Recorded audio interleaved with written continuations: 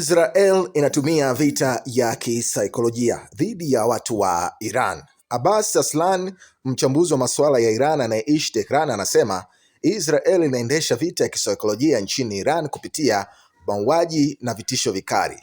Israel imekuwa ikijaribu kuwatisha umma na kuongeza kiwango cha vitisho vyao ili kuzuia Iran kujibu mashambulizi ya Israel, alisema Aslani, mtafiti mwandamizi katika kituo cha mafunzo ya mikakati ya Mashariki ya Kati.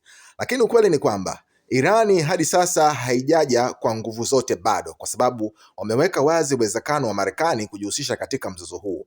Badala ya kuzua hofu au machafuko, mashambulizi na vitisho vya Israel vimeunda hali ya umoja wa kitaifa nchini Iran, alisema. Mashambulizi ya Israel haitazuia nchi ya Iran kuweza kujibu vikali. Watu watatu kwa upande wengine wametolewa wakiwa hai kutoka kwenye vifusi mjini Tehran. Vyombo vya habari vya Iran vinaripoti kuwa watu hao watatu waliokolewa kutoka kwenye vifusi vya jengo la makazi ambapo lilipigwa na jeshi la Israel. Shirika la habari la IRNA lilichapisha picha ya uokoaji wa Hilali Nyekundu, lakini haikutoa maelezo zaidi.